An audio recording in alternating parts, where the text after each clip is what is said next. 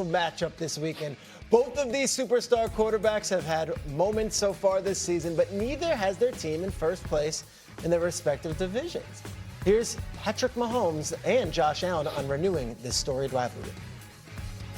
Every single game comes down to like one play here or there that someone has to make, if that's offense, defense, whatever it is. And so I think it just comes down to players making plays in big moments, and that's kind of worked out for us in the playoffs and worked out for them in other times. Every game is different. Every year is different. Everything presents itself in a different way. Nothing that happened last year, the year before, or the year before that carries over or matters this week. They got a lot of guys that returned from last year's squad, but they got some new guys, and they're doing some different things. We're doing some different things. But at the end of the day, we got to come out and play the best football that we can play.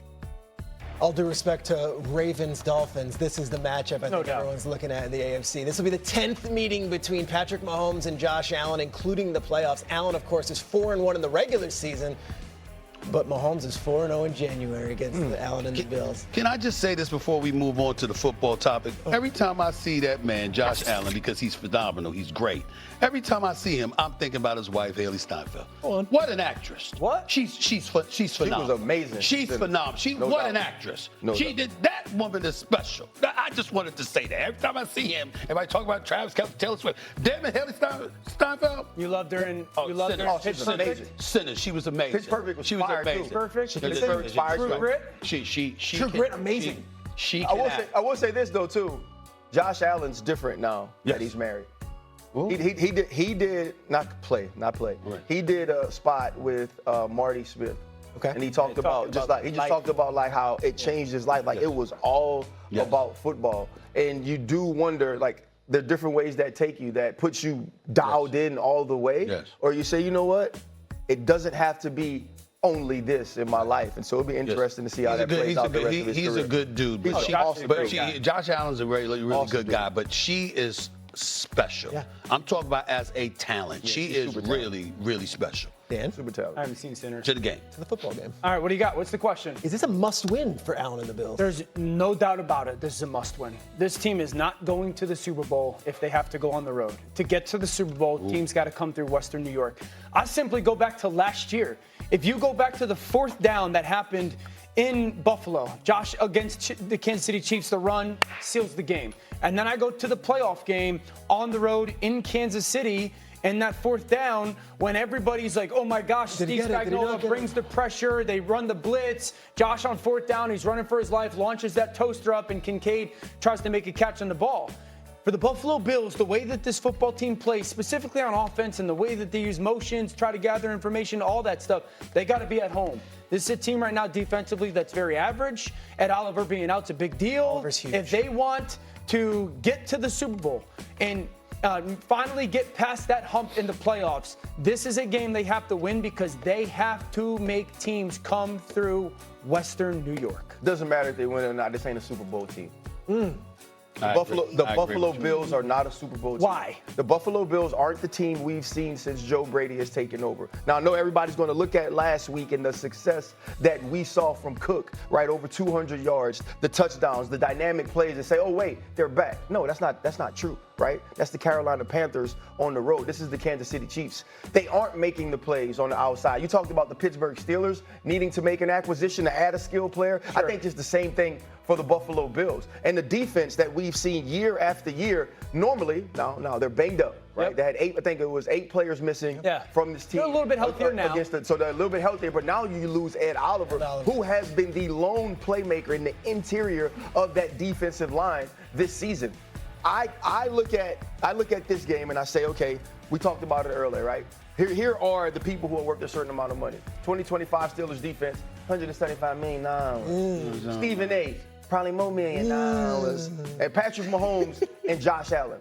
Josh Allen, in my opinion, can't even be himself on this team. This team, he isn't good enough to raise the level of this team to where if they get in the playoffs, whether it's played in Orchard Park or if it's played in Arrowhead, that they find a way to win. He did last year. I mean, this is basically the same team. This team is not playing the same level. It may not be playing the same way, but it's in many cases the same people. I mean, offensively, really the only different piece is Matt Collins is in New England, but they added Josh Palmer. So I agree with you on the perimeter thing. Palmer's got to be a healthy part. Josh has got to play better. Josh is not playing as well this year, certainly as he did last year, but is he good enough to carry and bring them up? Absolutely. Yeah, but this is what bothers me. Because, again, and I'm dead serious. I know I joke around. I'm brilliant because I know I'm not a listener to those but I mean it. You understand what I'm saying? So I'm watching y'all all the time talk about this. And where I'm addressing it, Dan, is the level of consistency. A lot of times you'll see an ability. Okay, I got that part. The guy can play. Josh Palmer, he can play. Kincaid, he can play. Shakur, he can play. I got it. I understand it. James Cook, just 6 yards a carry. Got the number 1 rushing attack in football right now. I got all of that, right? But when you watch the Buffalo Bills right now, there's something missing compared to what we've seen when they were challenging for the Super Bowl before, when they were in the AFC Championship game last year. When you watch them, when you've watched Josh Allen go up against Patrick Mahomes, and even though he's 0-4, averaging 28 points per game in those postseason games, you just a play here or there. If you catch, if it goes your way, it can change the outcome. You mean there's something missing this year? I'm looking at a Buffalo Bills, and I agree with RC. They're a good football team, but I don't see the same. They've had 3 primetime games. The Patriots beat them in one. They gave up 40 points to the Ravens. Yeah. Then we just watched the Atlanta Falcons. You were on the call. Atlanta Falcons went up and down the field. Yeah, and pushed them around. And I'm just saying, I just don't see the same. Can the Buffalo Bills win? Sure. But it's a pick'em game against New England. You wouldn't favor them against Kansas City. You wouldn't favor them against Indy. You look at them right now, and before, we had ourselves looking at Kansas City, Baltimore, Buffalo. That was what we've looked at over the last couple of years. Different. Now we see a couple of other teams come into the fray. Sure. And we're saying, you know what? They could beat Buffalo. But tell me this, though. Also, too, though, you are, and it's what we're supposed to do, right? We're historians of the game. You're letting the history of Sean McDermott and Josh Allen play into what you believe they can become. Right? What you believe can happen if they play at their highest level, right? If they reach their peak. If Josh Allen is the Josh Allen we saw last year, he's not, because they won't let him be.